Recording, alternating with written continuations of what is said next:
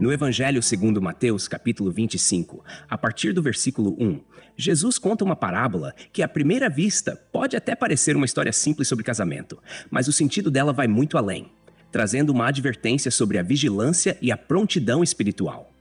Ele começa dizendo: "O reino dos céus será semelhante a 10 virgens que, tomando as suas lâmpadas, saíram a encontrar-se com o noivo." Mateus capítulo 25, versículo 1. 10 virgens, que podemos entender como a representação da igreja ou do povo de Deus, estão aguardando um evento festivo, que é a chegada do noivo, simbolizando a vinda de Cristo. Essas 10 virgens estão divididas em 2 grupos, 5 prudentes e 5 insensatas. As prudentes levaram azeite de reserva, enquanto as insensatas levaram apenas o que estava nas lâmpadas, despreocupadas com uma possível demora do noivo. É importante entender aqui o significado do azeite. Na Bíblia, o azeite muitas vezes representa o Espírito Santo e, de certa forma, uma vida de fé contínua e ativa. Assim, podemos ver nas virgens prudentes um símbolo daquelas pessoas que mantêm sua fé, cuidam do seu relacionamento com Deus e permanecem preparadas. Elas não estão acomodadas, mas vivem com um coração voltado para o Senhor, prontos para qualquer momento em que Ele possa vir. Jesus continua a parábola explicando que, tardando o noivo, foram todas tomadas de sono e adormeceram. Mateus capítulo 25, versículo 5. É interessante notar que todas as 10 virgens adormeceram, tanto as prudentes quanto as insensatas. Isso nos mostra que o ato de dormir não é em si o problema, mas sim o estado de prontidão que cada grupo manteve. O sono aqui simboliza as distrações e as necessidades da vida, coisas que todos enfrentam. A questão não está em dormir, mas em estar preparado para o momento em que a chamada do noivo acontecesse. À meia-noite, um momento inesperado, alguém grita: "Eis o noivo, saí ao seu encontro." Mateus capítulo 25, versículo 6. Esse grito no meio da noite simboliza o anúncio repentino da volta de Cristo, um evento que, de acordo com a própria Escritura, virá como um ladrão na noite. Primeira carta de Paulo aos Tessalonicenses, capítulo 5, versículo 2. Esse grito é uma espécie de alarme espiritual, um momento de realidade que separa o verdadeiro do falso, o preparado do despreparado. Ao ouvirem o aviso, todas as virgens se levantam e preparam suas lâmpadas. Mas as insensatas percebem que suas lâmpadas estão se apagando por falta de azeite. Aqui, a ausência de azeite nas lâmpadas das virgens insensatas indica a falta de uma vida de devoção e intimidade contínua com Deus, algo que não se pode improvisar de última hora. Desesperadas, as insensatas pedem às prudentes: "Dai-nos do vosso azeite, porque as nossas lâmpadas estão se apagando." Mateus capítulo 25, versículo 8. Mas as prudentes respondem que não podem compartilhar, pois cada uma precisa do seu próprio azeite para manter a lâmpada acesa. Esse diálogo destaca uma verdade essencial na vida espiritual. Ninguém pode emprestar ou transferir fé e preparo espiritual para outra pessoa. Cada um de nós é responsável pelo seu relacionamento com Deus e pela sua prontidão. As prudentes, então, respondem às insensatas: "Não, para que não nos falte a nós e a vós, ide antes aos que o vendem e comprai-o para vós." Mateus capítulo 25, versículo 9. A recusa aqui não é uma falta de compaixão, mas um lembrete de que cada um é responsável pela sua preparação espiritual. O azeite, essa reserva de fé, comunhão e obediência, não pode ser adquirido de repente ou às pressas. Ele é algo que deve ser cultivado, um processo diário de busca e intimidade com Deus que não pode ser improvisado na última hora. Enquanto as insensatas saem para comprar azeite, chega o noivo. E, surpreendentemente, ele não espera por elas. Ele simplesmente entra com as virgens prudentes na festa e fecha a porta. Jesus diz: "E as que estavam preparadas entraram com ele para as bodas, e fechou-se a porta." Mateus capítulo 25, versículo 10. Este ato de fechar a porta é um sinal de urgência e de irreversibilidade. A oportunidade que estava aberta por tanto tempo agora se fechou. E assim, as que estavam prontas, preparadas, aquelas que tinham mantido a sua fé e zelo, entram na celebração. Esse momento ecoa o aviso de Jesus em outro ponto dos evangelhos, quando ele diz que muitos procurarão entrar e não poderão. Evangelho segundo Lucas, capítulo 13, versículo 24. Quando as insensatas finalmente chegam, batem na porta e clamam: "Senhor, Senhor, abre-nos a porta." Mateus capítulo 25, versículo 11.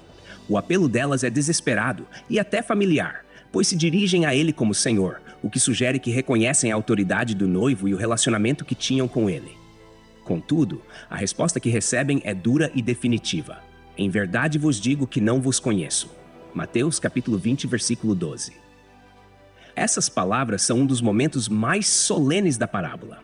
A frase "não vos conheço" revela que não basta conhecer a respeito de Cristo ou estar perto das coisas dele. É necessário ter um relacionamento verdadeiro e contínuo com ele. As virgens insensatas podem ter estado perto da comunidade de fé, podem ter participado das atividades, mas não desenvolveram uma vida íntima e genuína com Deus. A parábola encerra com a advertência de Jesus: vigiai, pois, porque não sabeis o dia nem a hora. Mateus capítulo 25, versículo 13. Esse apelo à vigilância é a essência da parábola. O que Jesus quer enfatizar é que a sua vinda será em um momento inesperado, e cada um de nós precisa estar preparado continuamente. Aqui a vigilância não se trata de uma vida de ansiedade ou medo, mas de uma postura de fé ativa, uma vida vivida em proximidade com Deus, onde o coração está constantemente ajustado à vontade dele. Esse último versículo nos chama para um estado de constante prontidão, de manter nossas lâmpadas acesas e nosso azeite sempre à mão, lembrando que nossa preparação para o encontro com Cristo não é algo que podemos deixar para amanhã ou para o último minuto. A vigilância, então, é viver cada dia com a expectativa de que a qualquer momento podemos nos encontrar face a face com o nosso Senhor e Salvador. Seguindo no mesmo tom de alerta sobre a vigilância e a preparação para o reino, Jesus inicia uma nova parábola que, embora tenha um cenário diferente, carrega a mesma essência. Ele diz: pois será como um homem que, ausentando-se do país, chamou os seus servos e lhes confiou os seus bens. Mateus capítulo 5, versículo 14. Aqui, o homem que viaja para longe representa Jesus, que após sua ascensão deixa o reino em nossas mãos. E seus servos simbolizam cada um de nós, que recebemos a responsabilidade de zelar pelo que nos foi confiado.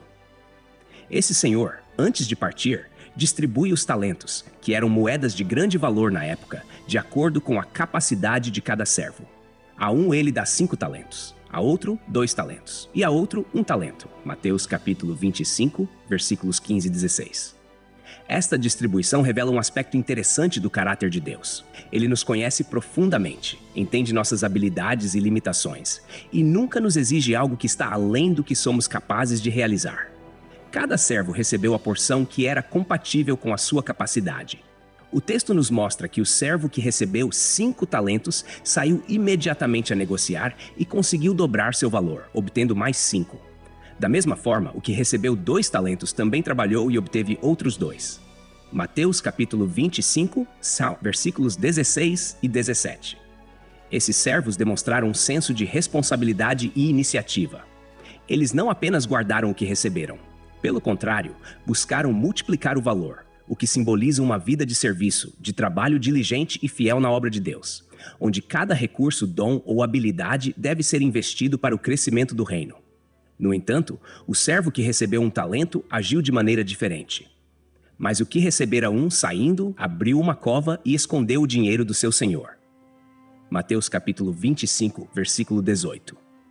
Esse ato de enterrar o talento é significativo. Ele representa aqueles que, por medo, insegurança ou preguiça, não fazem nada com o que receberam de Deus. Não buscam desenvolver, não se arriscam, preferem viver em uma zona de conforto onde nada é feito, mas também nada é perdido. Contudo, nessa atitude, ele deixa de cumprir o propósito para o qual foi designado. Depois de um longo tempo, o Senhor volta e pede contas a cada um de seus servos. Mateus capítulo 25, versículo 19. Aqui a parábola nos aponta para o retorno de Cristo, quando cada um de nós será chamado a prestar contas de como usou os dons, talentos e oportunidades que lhe foram dados. Esse é um lembrete da responsabilidade que temos com o que Deus nos confiou, pois um dia seremos chamados a responder por nossas ações. O primeiro servo, que recebeu 5 talentos e os multiplicou para 10, se apresenta ao Senhor e é elogiado. Muito bem, servo bom e fiel. Foste fiel no pouco, sobre o muito te colocarei. Entra no gozo do teu Senhor. Mateus capítulo 25, versículo 21. A recompensa desse servo vai além do que ele poderia imaginar, pois o Senhor não apenas o elogia, mas também o coloca em uma posição de maior responsabilidade e honra. A expressão "entra no gozo do teu Senhor" reflete o convite para participar da alegria do reino, o galardão eterno reservado para aqueles que servem fielmente. Da mesma forma, o servo que recebeu 2 talentos e os transformou em 4 também é recompensado. O Senhor o recebe com as mesmas palavras, reconhecendo sua fidelidade. Mateus capítulo 25, versículo 23. O interessante é que, embora ele tenha multiplicado menos talentos em número absoluto, a recompensa é idêntica, pois Deus valoriza a fidelidade de cada um na medida de suas capacidades e oportunidades. Não importa o quanto tenhamos recebido, mas sim como respondemos e o que fazemos com o que foi confiado a nós. Por fim, o terceiro servo, que enterrou o talento, se aproxima com uma justificativa defensiva. Senhor, eu sabia que és homem severo, que ceifas onde não semeaste e ajuntas onde não espalhaste, e atemorizado escondi na terra o teu talento. Mateus capítulo 25, versículos 24 e 25. Ele revela com suas palavras uma visão distorcida e temerosa do Senhor, vendo-o como alguém implacável e injusto. Essa percepção equivocada o levou a uma atitude de medo e paralisação, sem confiança e sem iniciativa. O Senhor, ao ouvir isso, repreende severamente o servo mau e negligente. Mateus capítulo 25, versículo 26. O problema aqui não está na quantidade de talento, mas na atitude do servo. A negligência e a falta de zelo em cuidar do que lhe foi dado revelam uma infidelidade profunda. O Senhor continua: devias então ter dado o meu dinheiro aos banqueiros, e vindo eu, teria recebido com juros. Mateus capítulo 25, versículo 27. Ou seja, mesmo que ele tivesse feito algo mínimo, como colocar o dinheiro no banco para render juros, ainda teria sido melhor do que enterrar o talento. Então, o Senhor ordena que o talento desse servo seja retirado e entregue ao que tem 10, e diz: porque a todo o que tem se lhe dará e terá em abundância, mas ao que não tem, até o que tem lhe será tirado. Mateus capítulo 25, versículo 29. Essa frase encerra uma verdade espiritual profunda. Deus multiplica e abençoa aqueles que usam o que lhes foi dado, mas ociosidade e descuido trazem perda e retrocesso. Finalmente, o Senhor declara um juízo sobre o servo inútil. Lançai-o, pois, para fora nas trevas. Ali haverá choro e ranger de dentes. Mateus capítulo 25, versículo 30.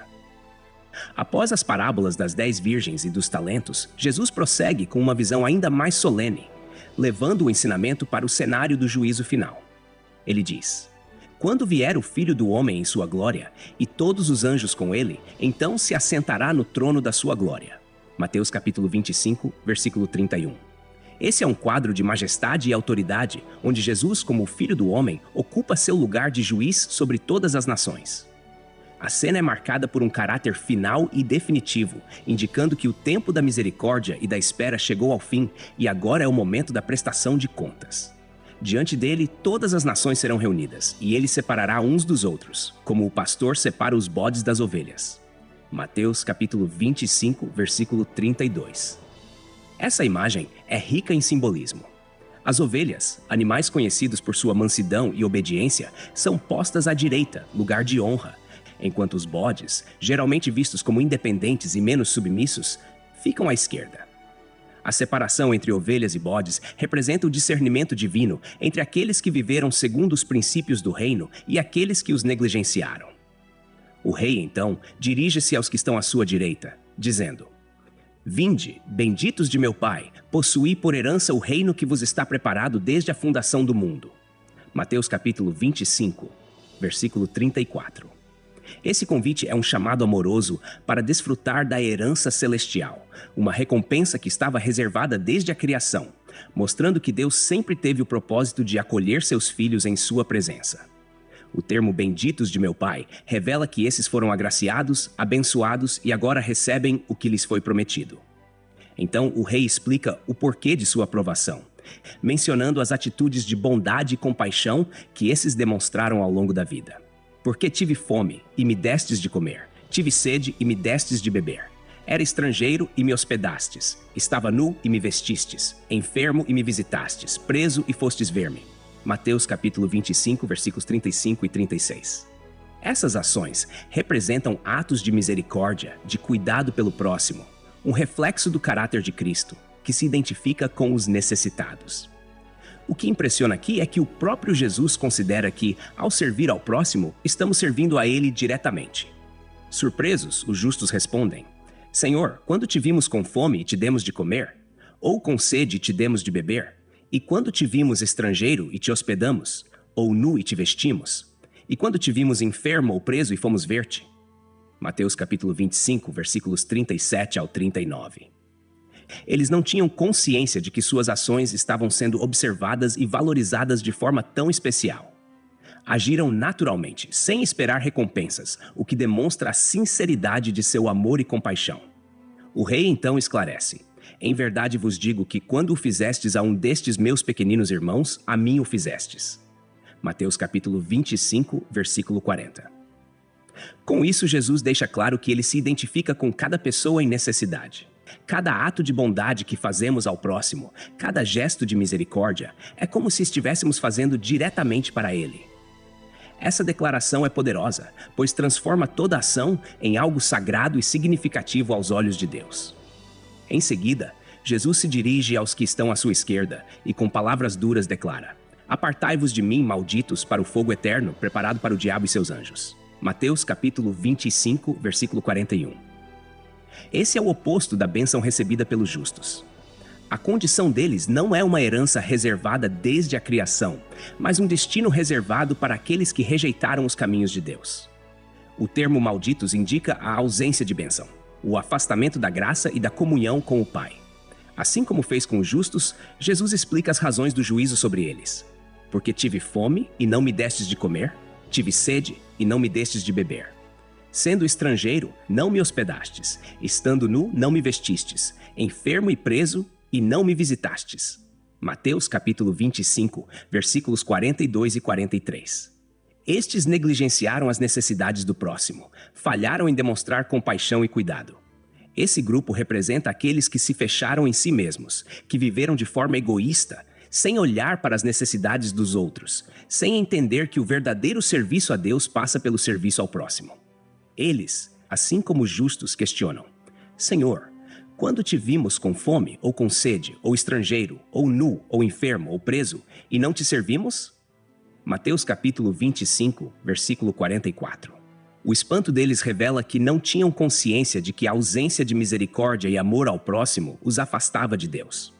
Pensavam talvez que o simples cumprimento de rituais ou a religiosidade exterior seria suficiente, mas faltou-lhes o verdadeiro coração de Deus, que se compadece e se doa. Jesus responde com firmeza: Em verdade vos digo que, quando a um destes pequeninos o não fizestes, a mim o não fizestes.